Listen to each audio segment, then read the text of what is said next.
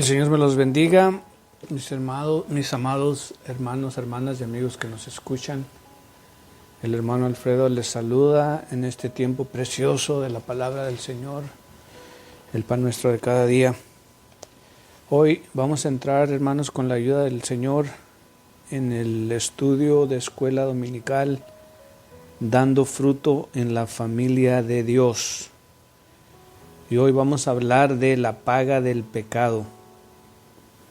Vamos a hablar de la consecuencia del pecado. Pero antes vamos a entrar en oración, pidiendo siempre que sea el Señor hablándonos a cada uno y convenciéndonos a través de su Espíritu Santo. Así es que ayúdenme, por favor, acompáñenme a orar ahí donde se encuentren ustedes.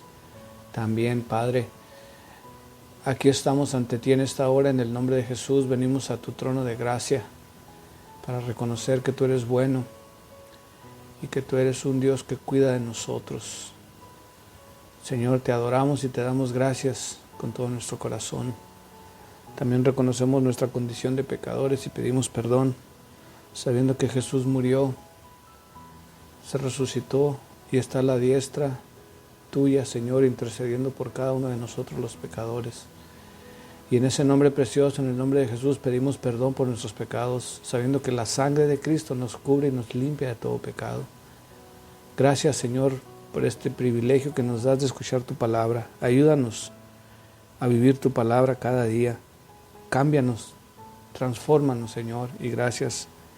En el nombre de Jesús oramos pidiendo todas las cosas y dándote gracias. Amén, amén, amén. La paga del pecado.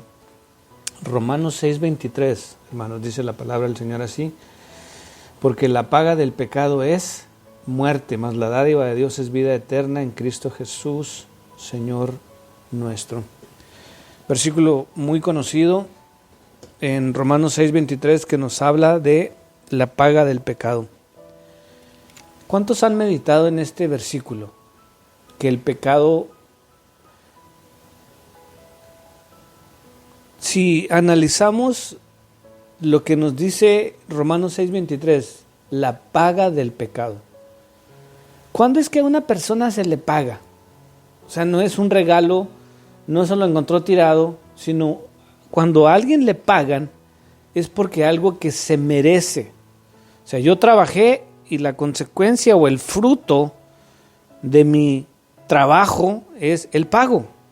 Yo trabajo mucho, pues se entendería que así estaría el pago, ¿no?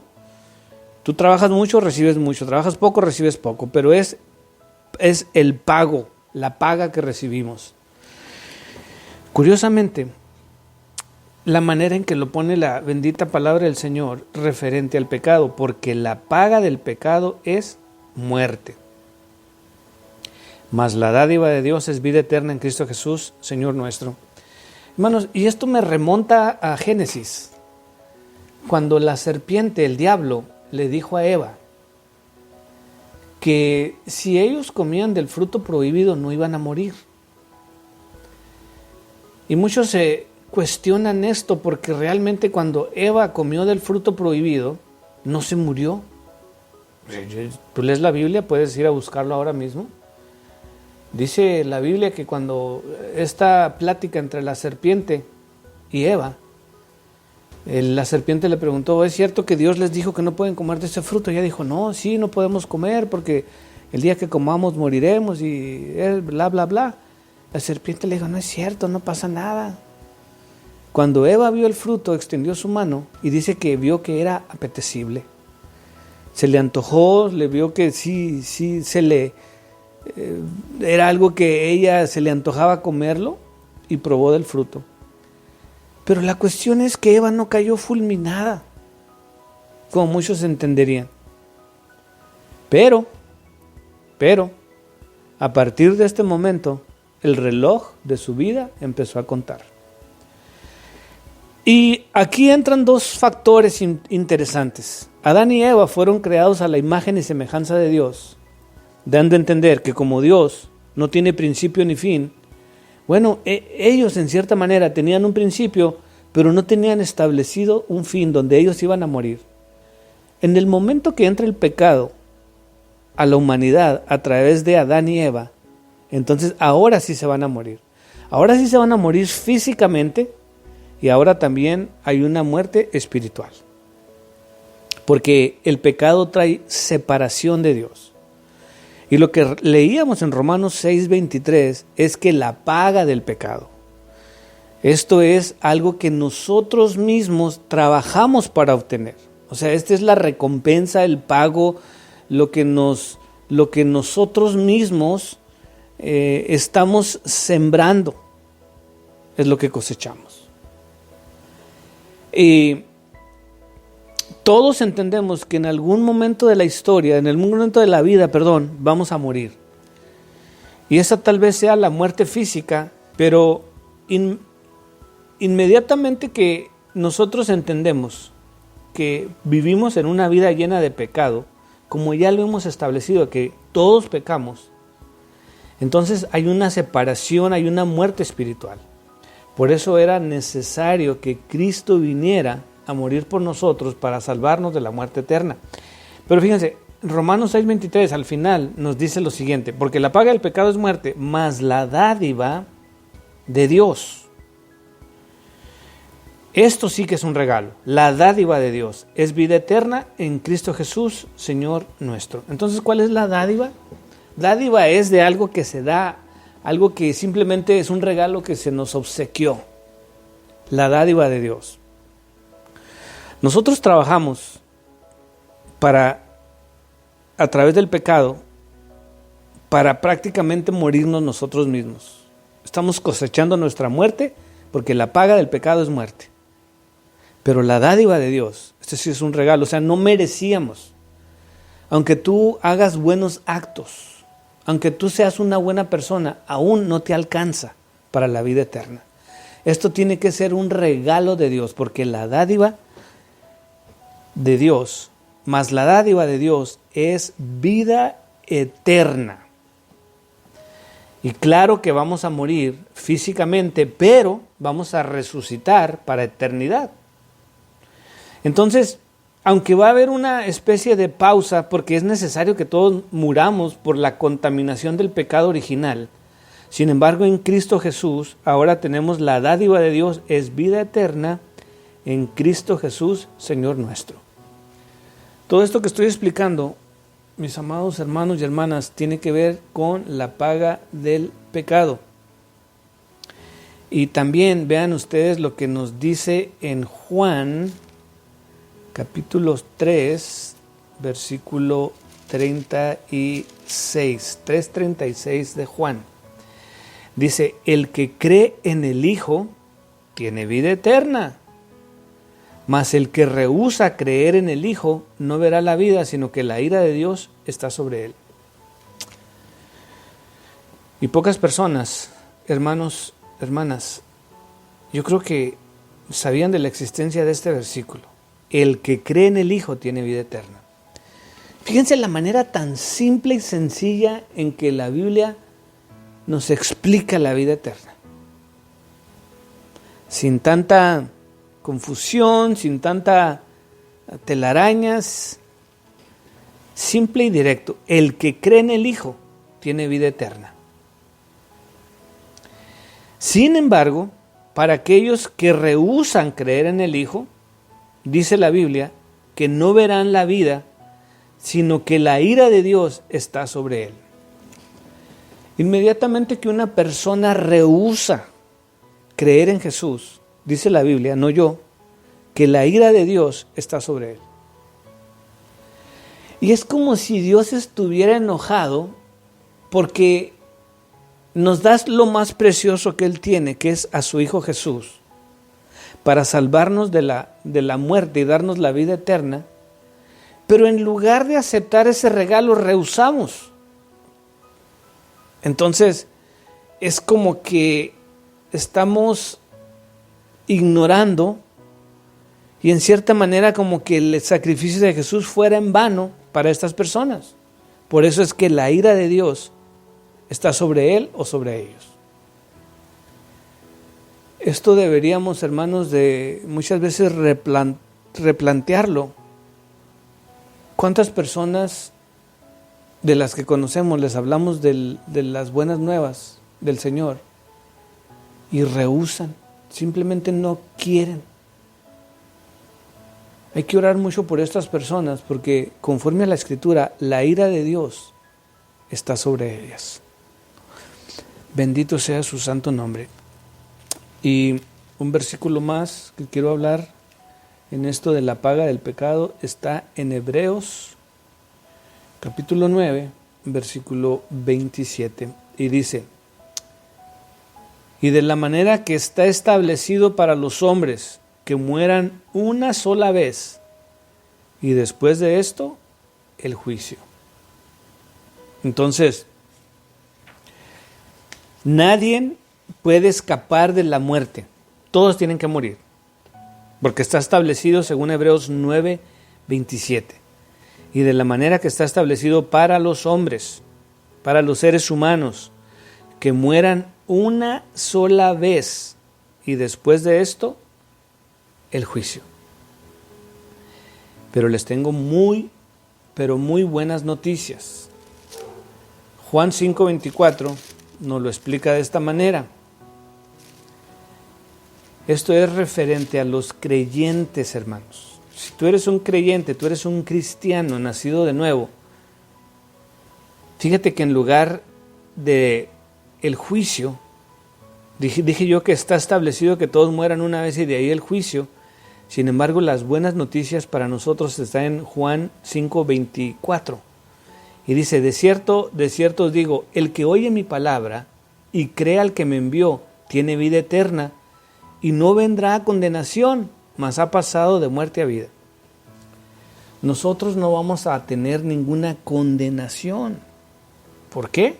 Porque tenemos un abogado que se llama Cristo, el cual murió, pagó por nosotros en la cruz del Calvario.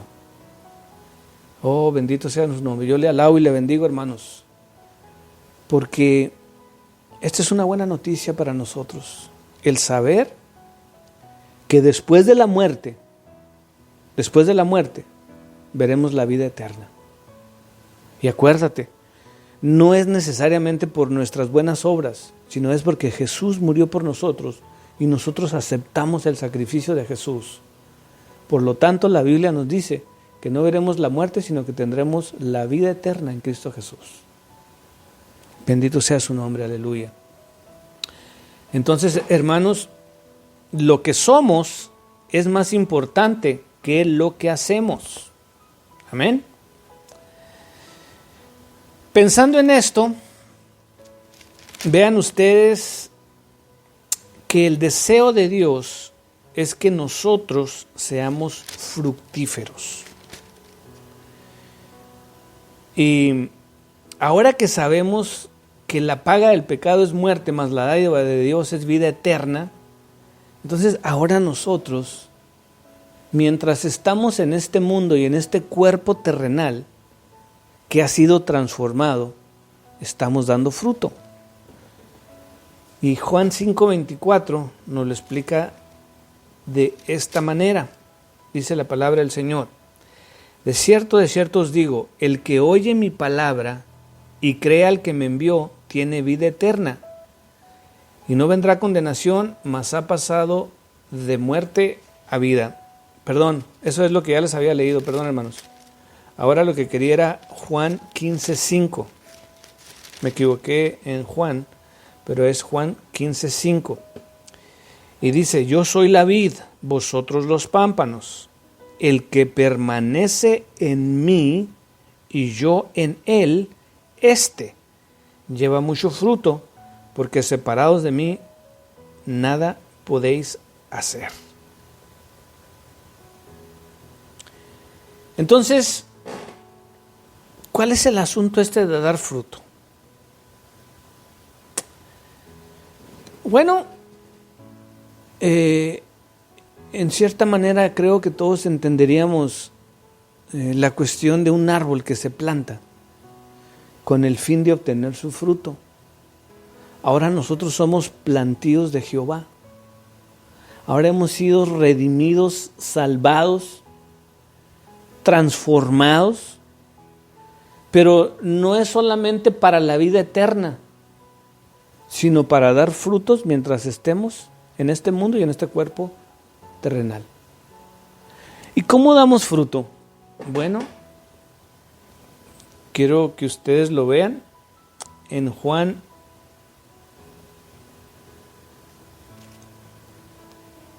15:8 leíamos: en esto es glorificado mi Padre, en que llevéis mucho fruto y seáis así mis discípulos. Entonces la voluntad de Dios es que nosotros demos o llevemos mucho fruto. Y les decía yo que el fruto no es solamente multiplicarnos al hablar las buenas nuevas y más personas se conviertan al Señor. Pero observen ustedes cómo la misma palabra nos dice qué tipo de fruto debemos de producir. Y esto lo vamos a leer en Gálatas 5:22. Miren lo que dice: más el fruto, ¿sí? Ahí específicamente habla del fruto, del Espíritu. Ahora nosotros hemos recibido el Espíritu Santo y el fruto del Espíritu que está en nosotros, este es el fruto que vamos a estar produciendo. Así como hay manzanas, mangos, uvas, papayas, melones, ese es fruto que la tierra produce. Vean los diferentes frutos espirituales que nosotros tenemos que producir. En Gálatas 5:22 nos da la lista, más el fruto del Espíritu es, y aquí viene la lista: amor. Yo les digo por experiencia, yo tengo árboles frutales en esta casa que es su casa de ustedes. Y cada año me dan fruto. Y hay unos árboles que realmente me dan mucho, pero mucho fruto. Lo corto y lo corto y lo corto y lo corto y parece que tengo unos árboles de granadas, 2. Solo que uno no son tan dulces como el otro. Pero aún así, corto y corto y corto y corto y no lleno cajas y cajas y cajas y no me las acabo. Y Gálatas nos da a nosotros los cristianos, hermanos, el tipo de fruto que tenemos que estar produciendo. Y les decía yo, más el fruto del Espíritu es, número 1, amor. Tenemos que estar produciendo constantemente y abundantemente amor. ¿Por qué? Porque Dios es amor. Y ahora nosotros tenemos el amor del Padre en nosotros. ¿Por qué? Porque Dios ha cambiado nuestro corazón, nuestra naturaleza. Entonces ahora nosotros estamos produciendo frutos de amor. Y yo me animo a decirte, hermano oyente, que vivimos en un mundo que tiene necesidad de amor. Vivimos en un mundo egoísta, donde a nadie le importa nada más que el propio bienestar, el bienestar propio de cada uno de nosotros. Y este mundo tiene necesidad de amor, del amor de Dios, del amor de los hijos de Dios manifestado hacia el prójimo. Entonces, no solamente amor, gozo. ¿Qué podremos decir del gozo, hermanos? Que el gozo del Señor es nuestra fortaleza, mi fortaleza. Cuando estamos gozosos, estamos fuertes. Y de la misma manera que hablábamos del amor, también del gozo, hermanos, estamos entrando en tiempos peligrosos, donde se está perdiendo el gozo en las iglesias, en el pueblo de Dios. Parece ser que todo lo que ocurre en el mundo nos afecta a tal grado que llegamos al momento donde ya no tenemos gozo. El tercer fruto es paz. Mira la lista en la manera en que el Señor nos la pone: amor, gozo, paz. ¿Creen ustedes que necesitamos paz? Muchísimo, muchísimo la necesitamos. Con toda la presión que hay a nuestro alrededor, tanto de lo que pasa en nuestro entorno a nivel familiar, a nivel en el mundo, las noticias, en la iglesia, todo lo que ocurre, hermanos, trae un mover interno en las entrañas de cada uno de nosotros, que realmente necesitamos encontrar un refugio, donde nosotros tengamos paz. La paz, como cuando Jesús se sube a la barca y la tormenta parecía que hundía la nave, y los apóstoles luchaban por mantener la barca a flote, mas el Señor se acostó a dormir. Y no es que ignoremos los problemas, es simplemente que tengamos la confianza plena, que pase lo que pase, somos del Señor y tenemos paz, sabiendo que Él cuida de nosotros. El cuarto fruto es la paciencia. ¿Tendremos paciencia, hermanos? Para con nuestros seres queridos, para con nuestros hermanos, para con el Señor, ¿o somos impacientes? Todo esto tenemos que estarlo produciendo, hermanos, como un árbol que tú plantas, les decía yo, y que fielmente dan su fruto.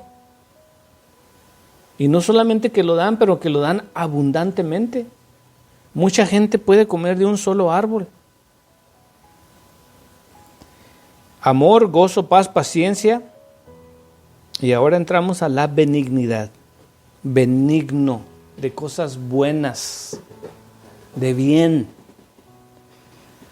Y como les decía, este mundo está lleno de cosas malas, de negatividad, pero nosotros representamos al bien, a la benignidad. Cuando los leprosos eran rechazados en los tiempos de Jesús, Jesús se acercó a ellos. Los que eran rechazados fueron aceptados. Cuando el hijo de de Jonathan, había quedado lisiado.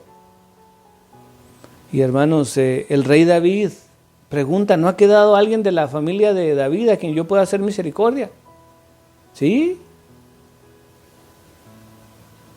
Y era algo no bien visto, porque el rey era como un tipo figura de Dios, que esta persona que estaba lisiada de los pies y que había sido del reino anterior, ahora estuviera en la casa del rey.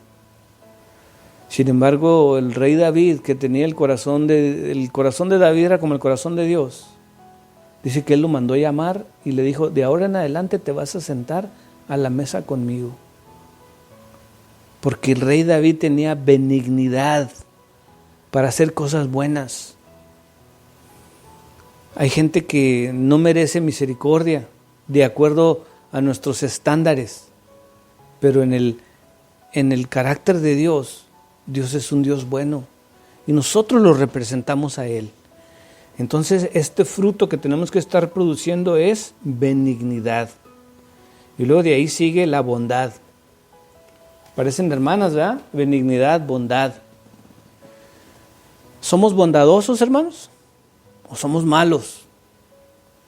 ¿Cómo pagamos? ¿Mal por mal, ojo por ojo, diente por diente? ¿O somos personas bondadosas como Jesús? Dijo el Señor que si alguien te da una bofetada, le pongas la otra mejilla. Si te pide que le lleves 1 milla, que lo lleves 2 millas. Como que no se oye muy apetecible, ¿verdad? Como que no se antoja mucho este tipo de bondad. Pero la Biblia dice que Jesús fue manso de espíritu. Y ahora Él mismo nos dice a nosotros que aprendamos a amar al prójimo, a dar al prójimo como lo necesite y que seamos bondadosos. También tenemos que el fruto que tenemos que estar dando también es fe. Pedro, hermanos, el diablo pidió permiso para zarandear a Pedro. Y el Señor le dijo, Pedro, el diablo ha pedido permiso para zarandearos como a trigo.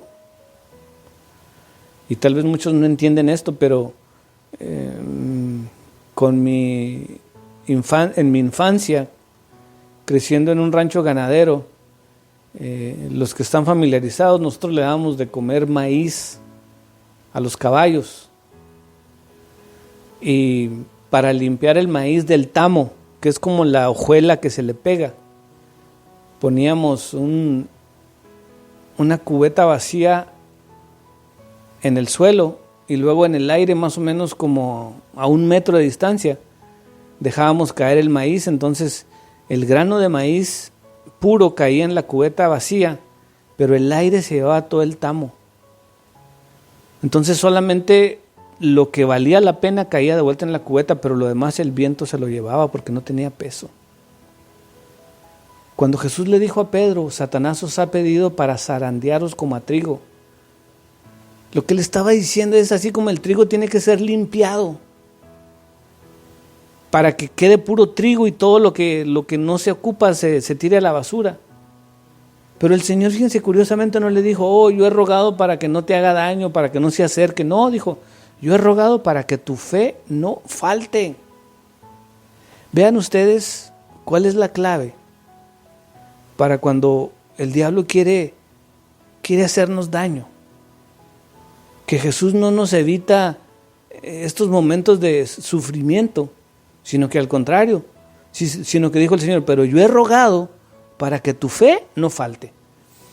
Y esto es uno de los frutos que tenemos que estar produciendo, hermanos, fe. La gente se aparta del Señor muchas veces porque no tiene fe. Andan buscando iglesias porque no tienen fe. Andan buscando muchas cosas porque no tienen fe. Nosotros deberíamos de estar abundando en fe. Otro de los frutos es la mansedumbre. Mansedumbre viene de manso. Y bien simple, un caballo bronco, un caballo manso. Déjame decirte que un caballo bronco es súper peligroso. Se levanta y te da manotadas. Puede ser mortal o mordidas. Una mordida de un caballo es súper dolorosa. Y cuando son broncos, son salvajes. Pero una vez que han sido domesticados o amansados, se pueden montar y se pueden usar. Nosotros debemos de abundar en mansedumbre. Este es uno de los frutos del Espíritu en los cuales tenemos que estar produciendo mansedumbre. Templanza. Templanza es no dejarse de mover fácilmente, sino que ya estemos convencidos y de aquí nadie nos mueve.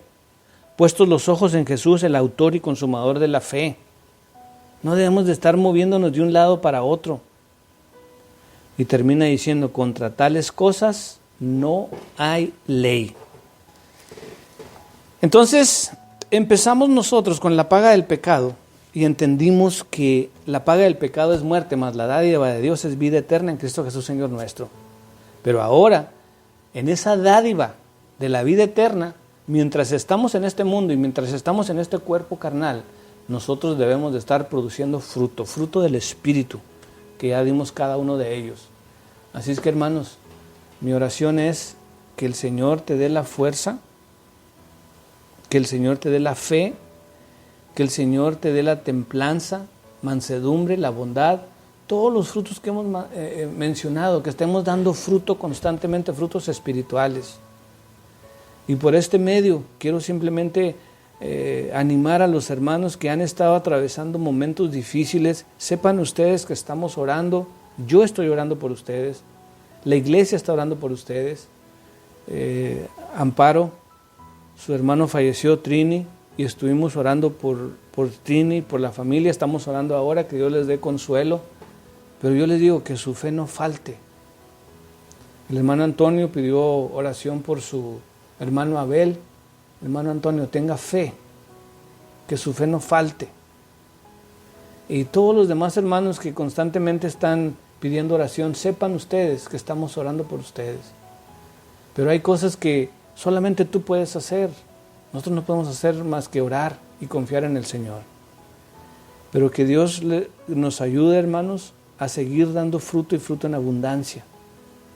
Oh, gloria a Dios. Así es que, hermanos, yo oro en el nombre de Jesús de Nazaret para que tú des fruto y fruto en abundancia. Dios te bendiga. El hermano Alfredo te saluda. Amén.